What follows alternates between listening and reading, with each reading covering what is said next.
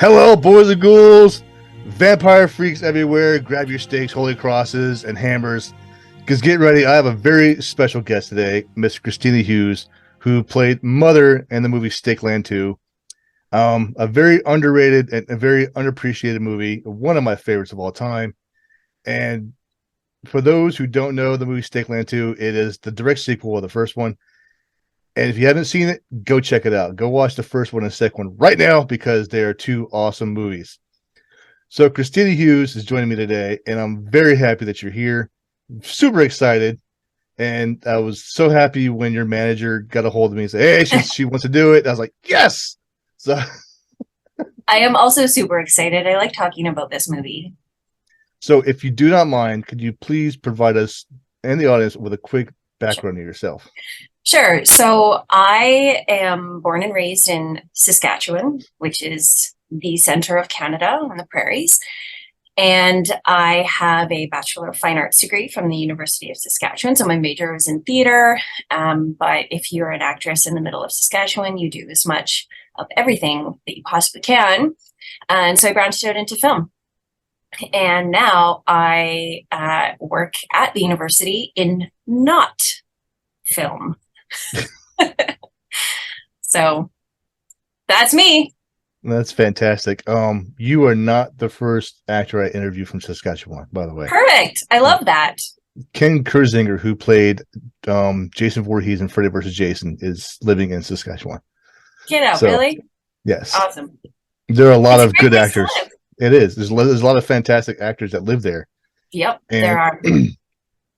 So the role of the mother in Stakeland 2, Stakelander, were you picked for this or did you have to audition for the role? I had to audition. Yeah. Now, if you don't mind me asking, how did that go? Well, it was the strangest audition I had ever done. They allowed me to send in like a self-tape, which was really fun for me. So a couple of my friends helped me, and I at first I was like, there's no lines. So what do I do? And the casting director was like, just like jump around and like hiss and stuff. So I was like, okay, I guess. I can do that. Yeah. So I was like jumping off of fences, hissing a bunch. And then we went into this really cool park that looks like a forest. And I like pretended to kill a guy. And that was my audition. So then I had a call back. And this was when I was actually a nanny for a friend of mine. And so I had like put on these really long nails, and I was trying to like change diapers and put her in her car seat and stuff like that. It was wild. So I had my call back, and the directors were there, and they were just giving me like, it was really just like sort of an improvised thing. They just kept giving me instructions, do this, do that, show me what this would look like if you had to do this. And it was like a weird movement piece thing. Cause of course the vampires in the Stakeland franchise, we don't talk. And so it was, how do you emote? How do you move your body? Like, how do you embody this mother character? So that's what the callback was. And then I got the role. That's awesome. Congratulations. That's fantastic. Thank you. Thank you. You. Have you seen the first movie? The first so this might be upsetting for you to hear, but I actually cannot watch horror films. Again, you're not the first one to tell me that. Let's just say that my ability to suspend disbelief is like at 100%. So you can show me any horror movie and I'll be like, well, that's true. It's absolutely about to happen to me this evening. So to avoid just living in a constant state of fear, I just don't watch them. And so I watched pieces of the first one. I watched bits and pieces of the first one. Well, the reason I'm asking is because yesterday I interviewed Marianne Hagen, and she was in the first one. Mm-hmm. So she played the doctor in her first movie. And even though it was like a short cameo piece, I was like, it still matters. I mean, you're in the movie. It still matters, yep. You still get credit for it. I don't care what the critics say. That's right. So aside all that, what was it like working with Connor Paolo and Nick D'Amici? So I mean, it was great. Like, Nick is awesome. Like, he's not really like any other sort of actor that I had ever experienced working with. He's exactly who you might think he is. Like, he's the man, he's Nick, he's like, that's who he is. And Connor is lovely as well. Um, it's always a bit of a culture shock when you work on a film in Saskatchewan, because people here are extremely humble, very sort of regular people. And so when LA actors come here, it's like, well, and when Kim Coates comes back to make shows, it's like Kim's super LA now. So there's always a bit of a culture shock. But I think that Connor and Nick really made this movie something that you wanted to participate in. They're really warm, they're really fun, and they really care about these movies. And so, I don't know, that just makes it always worthwhile to me. I agree 100%. I mean, all three of you were the three main characters. You all did phenomenal jobs playing your roles, even though you had no speaking role whatsoever. I know. It was good though. I was like, It's there's no, I don't need to worry about getting lines right. Like, none of that. It was actually really freeing. like a little hissing here, a little hand movement there, Mm-hmm. Mm-hmm. a little Kill a screaming guy. maybe. That could be Yeah, that. yeah. It was actually really awesome. So there's a loophole in this movie. I guess you consider a loophole. And how Mother has the influence on these vampires. Doesn't explain how she does it. Do you know how she does it? I do. Is it a movie secret where you cannot spill the beans, or Oh can you? no, I can spill the beans. I Okay. think nobody told me not to. Okay. So the thing about her, in a previous iteration of the script, she actually had a name, which I still refer to her as Lilith, or Lilitha. It's hard for me to see her as the mother because her name is how I see her. People see her as the mother, but anyways, so okay, I got to give you the context. In the lore of Stakeland, the vampires are created like a virus, like a lot of other vampire movies, right? It's a virus, and you get bit, then you get sick. And the thing about her is, instead of sort of degenerating with her virus, she has like a mutated version of it. She evolves, which is why Okay. she's able to breed. It's why she's able to kind of, she's more sentient, or she's more lucid than the other vampires in the movie. And so she exerts power over them really through like mind control. Like, if you think of her like a queen bee, Yeah. that's kind of explains her influence over the other vampires. And then any humans who sort of do her bidding, that's about power. That's about being on the winning team.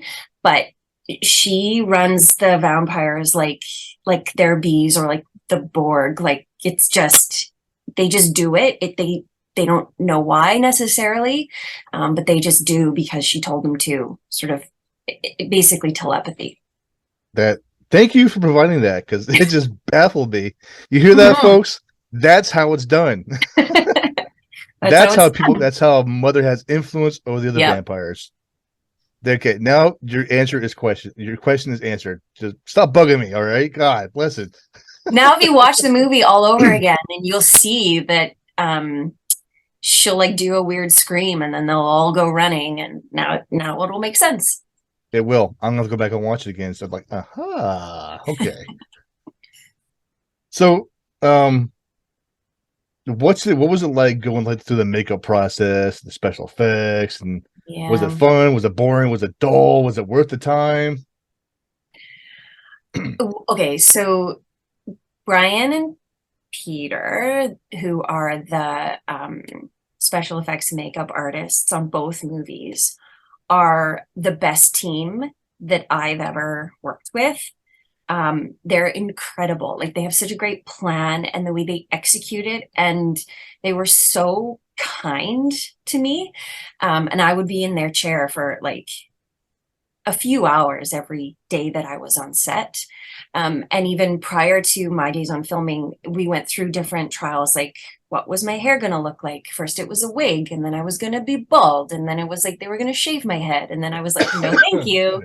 So then we cut it and then we dyed it. And I had my own set of custom made prosthetic teeth. I had a custom made prosthetic eye scar, and all of these things needed to be applied every single time I was on set. Plus, they had to make my skin look like the skin of a dead person. And that was like all airbrushing. So it took a lot of time, but they are wonderful.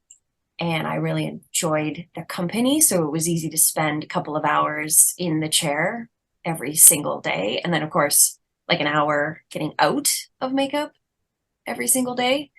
And like, it was a good thing I didn't have any lines, because with those teeth in, like it would have been a comedy and not like a horror.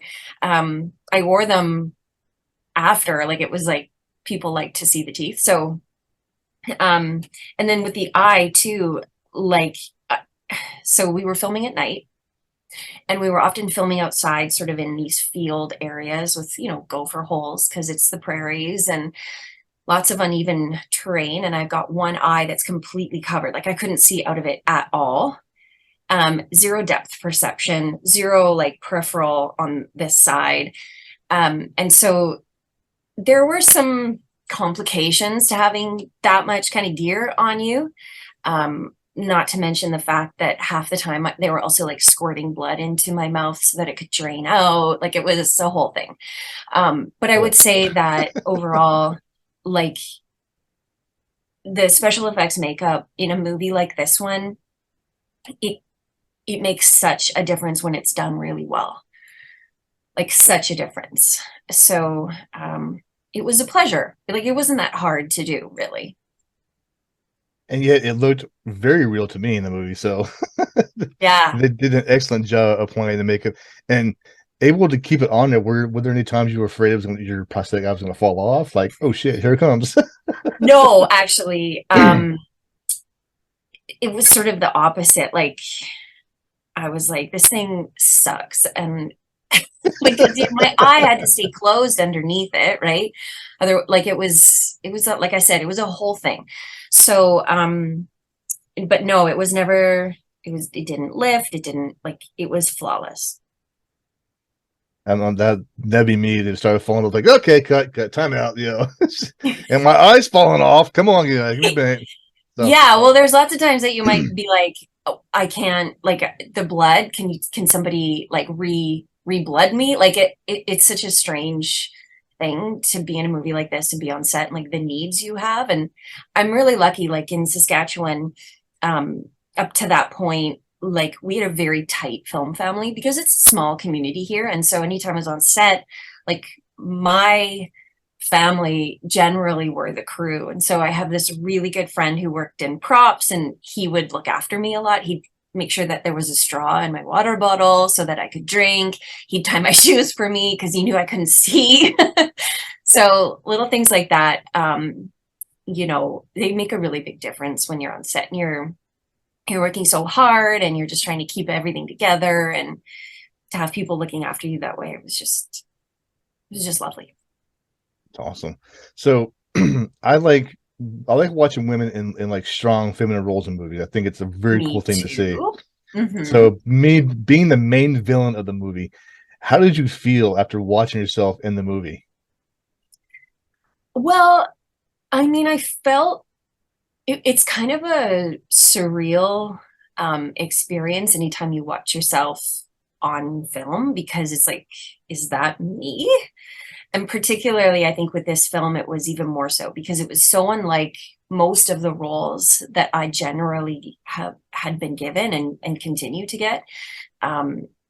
So I loved it. And I loved being unrecognizable to myself in certain ways. I loved being able to do my own fight choreo. I love that I had been given that privilege. And I wish there had been more to do. I know it sucks when your character was killed. I was hoping that she would stay alive at the end, so that'd be made for a third installment. I But it know. didn't happen. I did try to talk Nick into that, but he I was wasn't like, man, I was like, well, there goes that movie. You know? happy. Yeah. Yeah, I did think that there was some wiggle room there, but There could have been. There's a lot of there's a prospect for it of having a third one if Mother wasn't killed. I mean, being the main villain, you would think they would keep her alive for like another 2 or 3 movies after that. But you know, you would it think, is. but I It mean, is. like the story is about the Brotherhood, right? So they need to emerge victorious at the end. And I think if there was to be a third and like cap it off with a trilogy, there would just be a new villain. That's just the way that it would be. Well, you made a pretty damn good villain, in my opinion. Thank you. I appreciate that.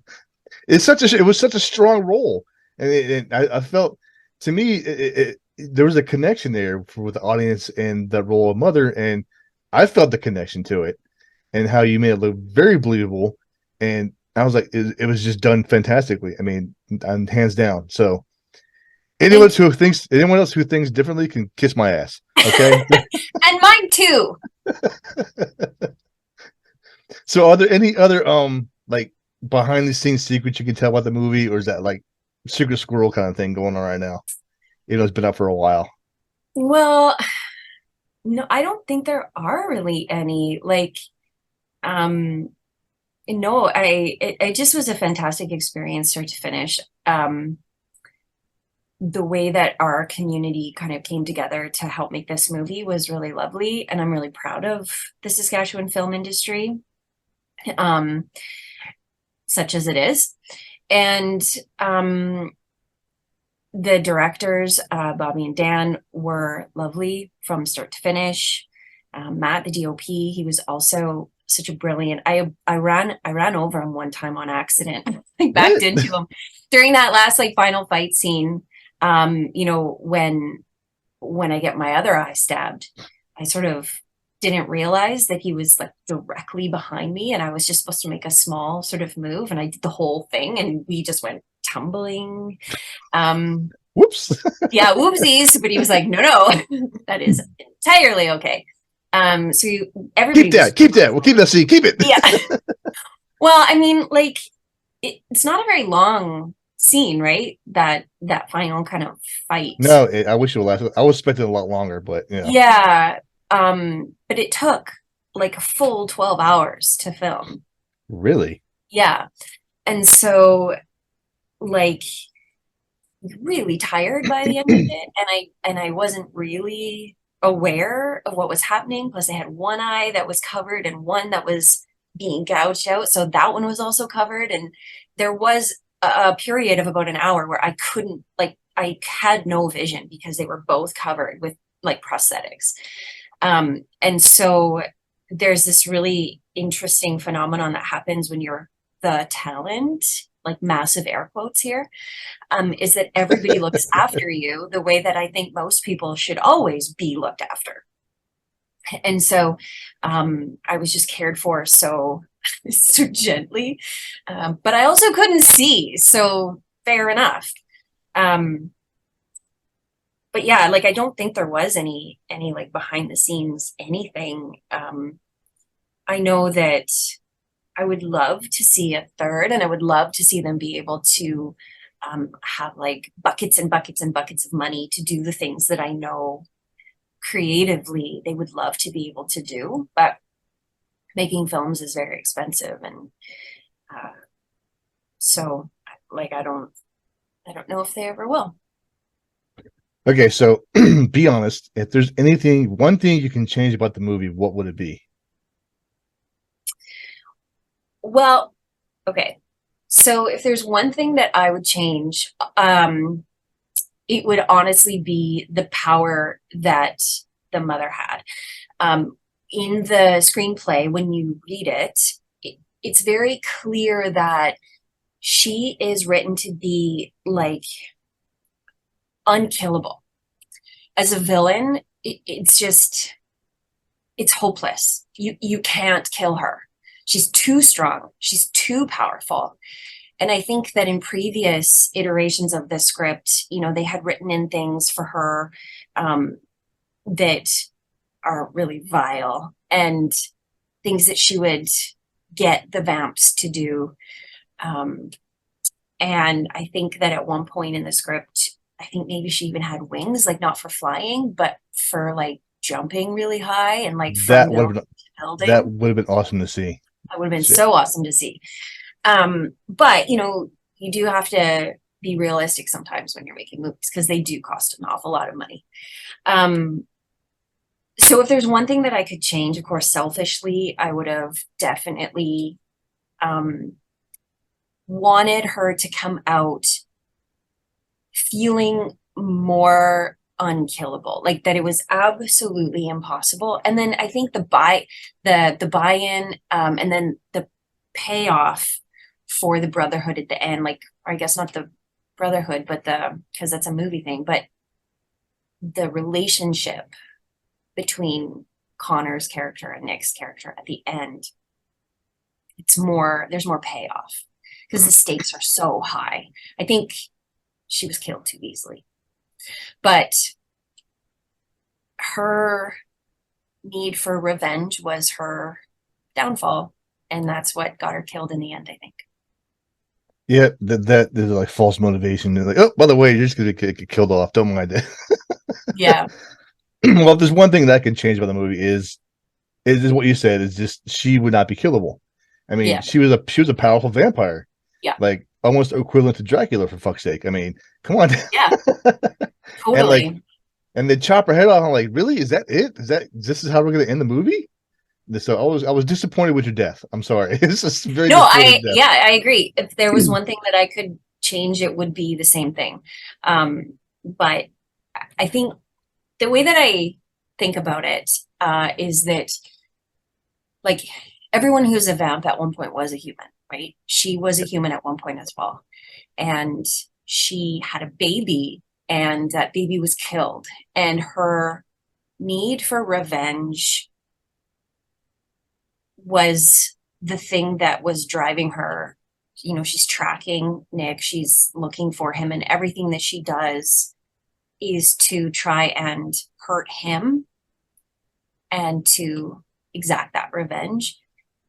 And I think that her hubris made her feel invincible. And when she went in to then finally fight him, she was alone. She didn't have, you know, any backup. She didn't. And so that's where the story for me kind of breaks down a little bit, in the sense that she was taking the two of them on, and it should have been a harder to kill her, because we built her up as being this incredibly powerful, dangerous vampire, and then they just killed her. I know. So I was sad. I was like, no. yeah, I know. But of course, I just want to be in more movies.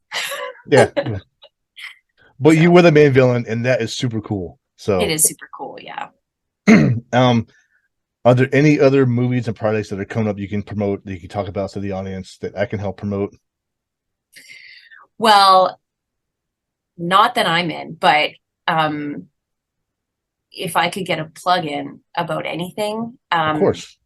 what I would get the plug in about is something that I'm very passionate about, which is reviving our film industry in Saskatchewan. So slightly political here, but a number of years ago, our government actually canceled a program, the film tax credit program, which was incentivizing outside of the province movie producers to come in and produce in the province. Every other province in our country has a film tax credit, and overnight decimated our film industry.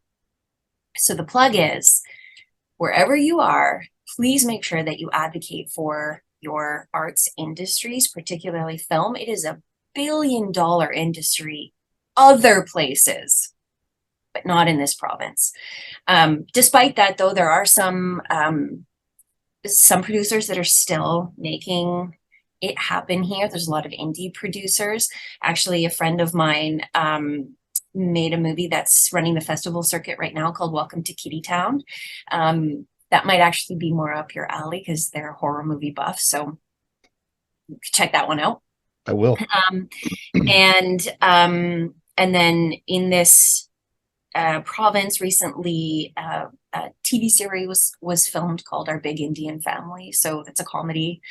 And then they're going into pre-production for a series called King of Killers right away in Saskatchewan. So those would be my plugs. Anything Sask made. Awesome. I am a huge supporter of independent filmmakers and independent films.